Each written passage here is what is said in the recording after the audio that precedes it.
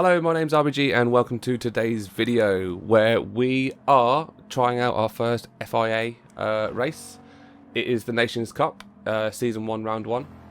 It's only an exhibition series, so sort of not part of the World Series or anything like that, but still a really good way to get used to the format and get used to sort of how the structure of the leagues work and stuff like that. So you can see we've been matched up against 20 people here, all in the same DR and SR class. So everyone with a safety rating of S, so we should have quite a clean race, and everyone with a driver rating of C, which is a class that I've only just got put into a couple of races ago.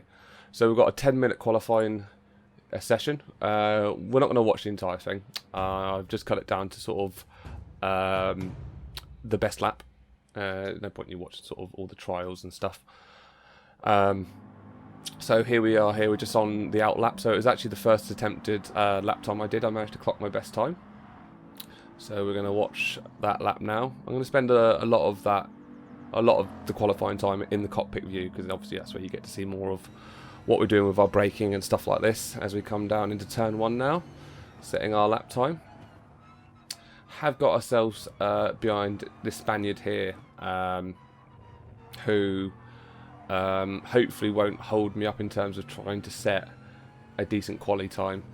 With this track in particular, with it being like quite a fast track and sort of with everyone in four-wheel drive cars and stuff, you're not going to see as many people spinning off and doing sort of maybe the usual mistakes that you see. So in general, overtaking opportunities and stuff like that probably won't be as often, so qualifying will be a lot, and especially with this race being a 10-lap race on hard tyres, meaning that realistically if you run clean you're not going to need to pit, and if you look after your tyres you're not going to need to pit during this. So there's not even a strategy in pit, so it's literally qualifying is everything on this one. So if we can qualify well, we should hopefully come out with a decent outcome as we come through. I do like this area here. You can go flat out through pretty much that entire S-bends and series of S-bends and chicanes as we come down to the long straight with this lovely sweeping hairpin right turn.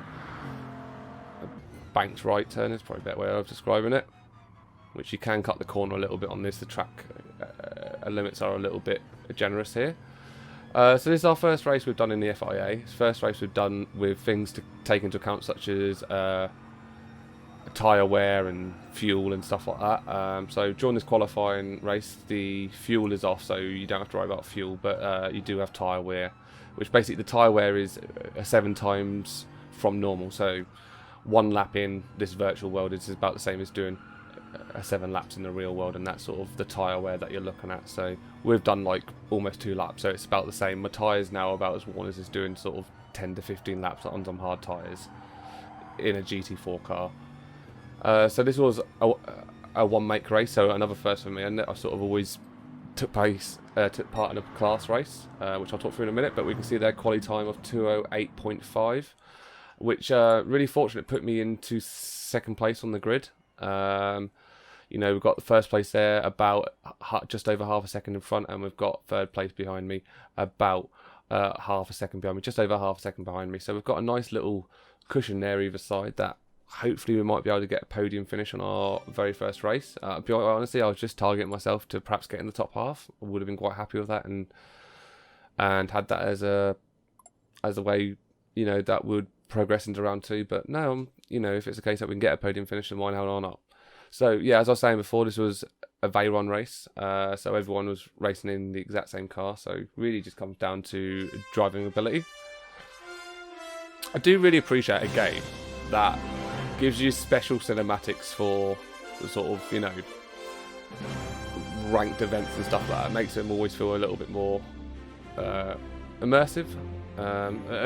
When this was all coming up, I hadn't seen this before. This is all completely new to me, so all made me feel proper. But this is the Nations Cup, so we are representing good old Great Britain. As there's the trophy that everyone's competing for, which really enough I think it looks like the exact same trophy as the manufacturers, but it's all good. So Season 1, Round 1 in the FIA Championship Nations Cup. I like the way they do the grid as well. They actually go through the grid.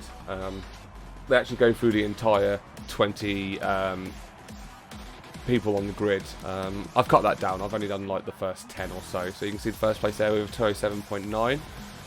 Myself there in a 208.5, which in my practice a session, so I sort of practiced for about a day or two leading up to this race, and I'd clocked 206.9 was the best that I managed to get in my practice. So I'm about a second up behind my best time in the qualifying session we just ran, but at the same time I'm not going to whinge out at my second place spot. So the way the format of this works for the people who aren't GT Sport familiar is when it's a FAI race day, they announce like 5 different times throughout the day for you to be able to do your race. Now the way it works, you can actually enter all 5 races, and your result that gets submitted is the last race that you run. So if you do the first one and you have a really bad performance, you can try the next race and see if you do a bit better. Or if you're sort of middle of the pack, you can kind of think, actually, am I just going to submit this, or am I going to race again and see if I can improve that? Or you can, you know, possibly could go the other way. You could race and it could go the other way. So this is the first grid start where you can do false starts and stuff like that. So very aware not to get away from a false start and lose the advantage that we've already got. And you can see a couple of people there at the back. You can see a few nudges, people doing false starts, so they would have got away to a bad start. These grid starts can get really messy if you don't get through, especially in turn 1. If you don't get through turn 1 properly, which we look like we've got through cleanly with no bumps or scrapes from behind. And keeping up with first place and staying alive, which is the most important thing. So it looks like we've already got a tiny gap between us and third, just enough to let us breathe in the very early part of this race. As we run quite wide there, catch a little bit of the grass, and looks like we're losing grip, but we used a bit of counter steering to get ourselves back on, and probably would have lost a bit of time there, but not enough for us to lose a position or for the gap to be really close behind us. As we come up through, like I said, I really enjoy this part of the course. You sort of come up to here, you'll be in 5th gear, you slip down to 4, get yourself down to about 85 miles per hour, and then you can sort of full throttle it through this entire piece here, which is quite satisfying, I have to admit.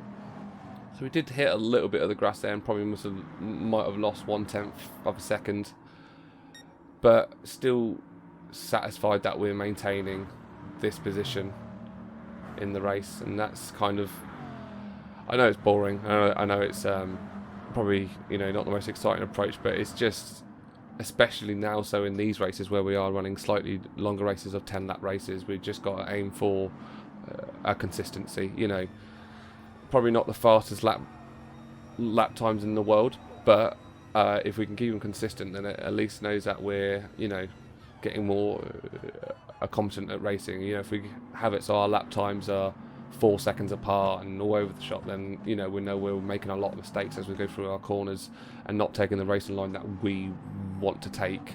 Whereas if we, you know, are getting consistently, then we, you know, whether or not the racing line we're taking is the most efficient and the correct one, or the way we're taking the corners, at least we're being consistent in our approach on each one, which means we can tweak and improve it as we go forward. And that's how you sort of grind well, that's how I anyway grind like my race time down. So we've got first place here with still a gap on us, in second place with sort of an equal measures gap. We should see the time deltas appear on the left in a moment, so we can check and see what our gaps are looking like as we now into our second lap of the 10 lap race. We're not going to have the entire race, so you can see here we're about a 2-second gap from the chap in front of us and just over a second gap from the chap behind us. So but I can see the chap behind us just got a half-second penalty as well, so that gives us again a little bit more room. So he's just served that penalty there, and that should just give us a little bit breathing room and making sure that no one can slip into our slipstream or anything like that. So I've put in here, like, obviously I haven't put in the full 10 lap race. I've sort of cut out a few laps here and there. So we'll see sort of different points at the race, and we'll see how it goes on. But really, the way first place is going and how it's looking at the minute, my best aim is really just to secure second place and perhaps hope that the guy in first makes a huge a mistake, you know, runs off the course or slides off somewhere, or you know, really loses in time for me to pip a win. But you know, the more realistic and probably the more sensible aim of this is not do anything too stupid. Keep the consistency going. As you can see now, I've increased that time for the chap behind me to just over 2 seconds. So that gives us a little bit more breathing room now. We've got a 2-second gap either side. So really, you know, you've got a choice here, which is push really hard and see if you can catch, you know, drill down that gap between us and first, or just, you know, keep your consistency and secure your second place, which my strategy was certainly just making sure that I don't screw up and slide off and lose the position I've got. We come now to the final corner on our second lap. Again, a lovely corner this, to just a little bit of light braking at the start, get yourself down to 95 and full throttle, and you really get a lot of speed going through the straight. And if you can get to about 133 through there, 135, you've done well. So 208.7. So we'll skip forward now. We'll skip forward to lap 5.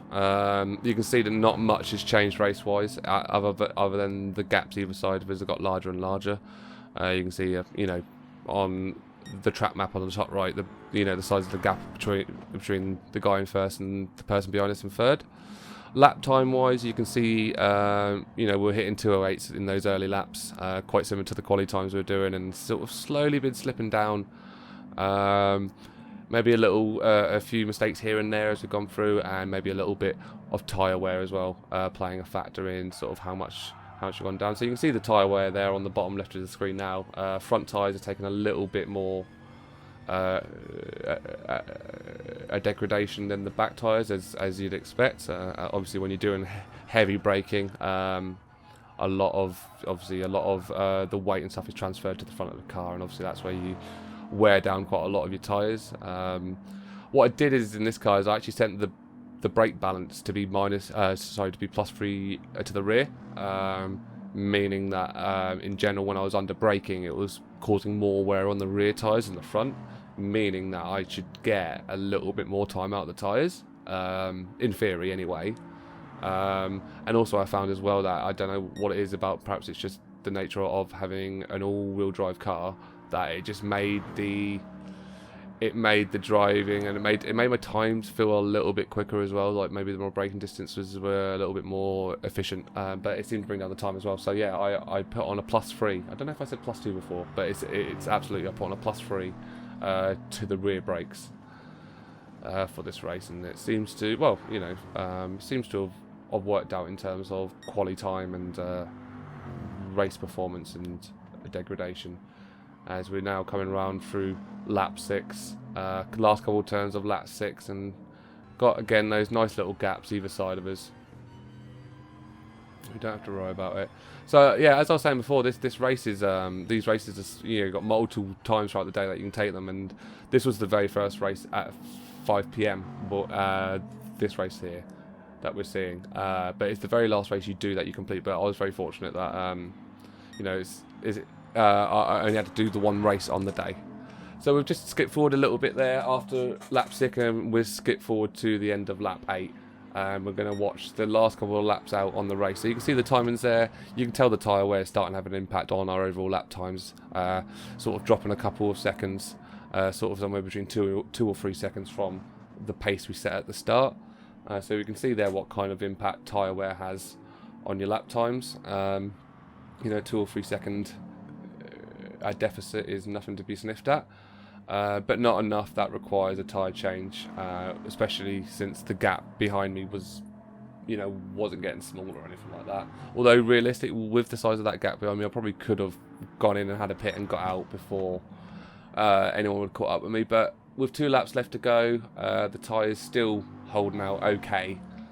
I thought it was probably best just to push on and not bother with the thing. So you can definitely see here, you can see where the tyres are starting to go before I could go out through here flat out. Now you see I'm flat out here, and normally here I'm probably going to have to come off slightly. Yeah, I'll come off the accelerator slightly just to make sure I don't overrun, and that's because we've got nowhere near as much grip in the tyres as we had at the start of the race. So you can definitely see the tyre wear having an impact, and where it's losing is a little bit of time where we were gaining it before. But you see we've got a good 15-second gap on the person behind us, and about an 8-second gap on the person in front. So realistically, not going to be catching first. Even if he does do quite an error, he's still got plenty of time to get himself back corrected and on the way before I get past him. So it's definitely now our target to secure second place, which again, with the gap behind us from the finish, I think that flag is Finland, apologies if not, you know, that we should hopefully be able to secure a second place on our very first race, which, you know,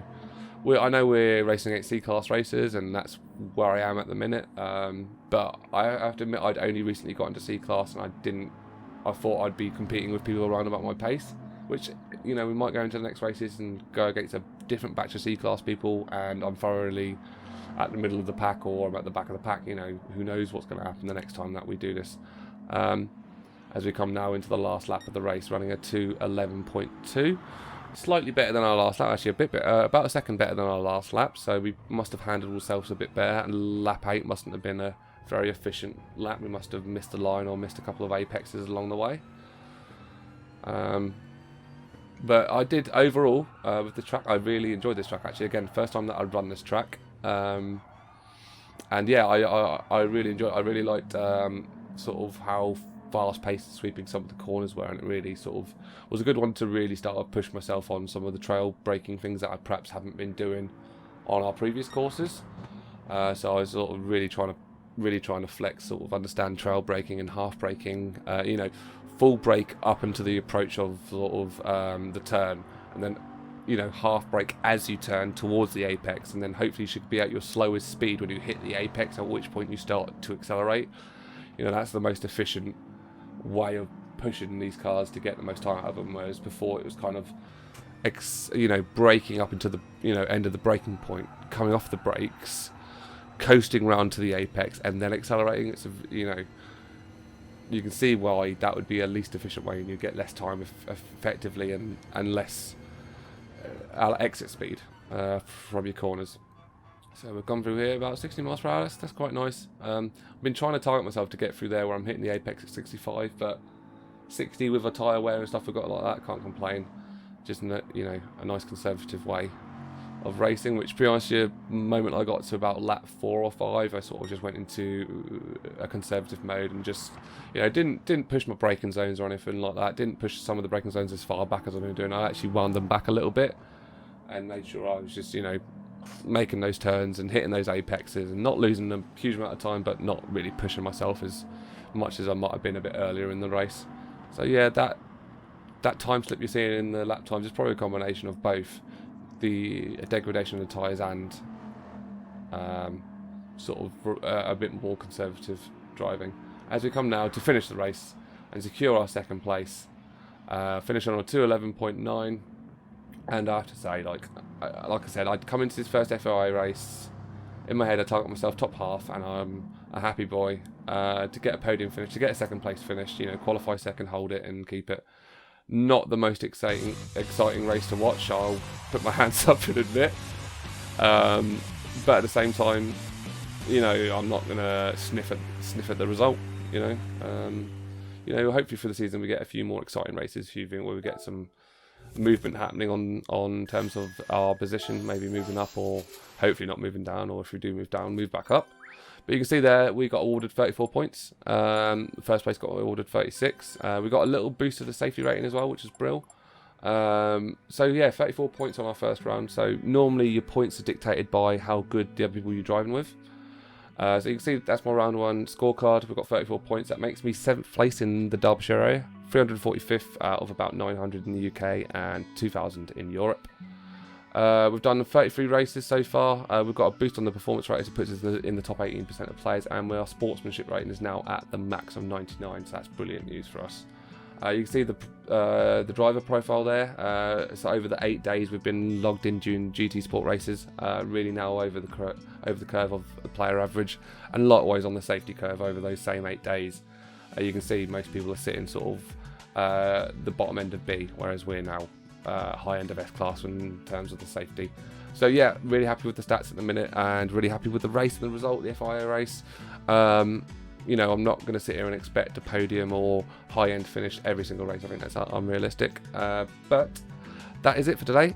We've got the manufacturers race starting on Saturday, where I'll be representing Aston Martin. Already starting to regret that choice because I chose the DB9S when perhaps I should have chose the V12 Vantage, but we have already signed the contract, so let's see how it gets us through the season on the manufacturers. But we'll have another Nations Cup video next week when we go to, I don't know the track in the course next week, so I'll have to get some practice in, and you guys will have to tune in.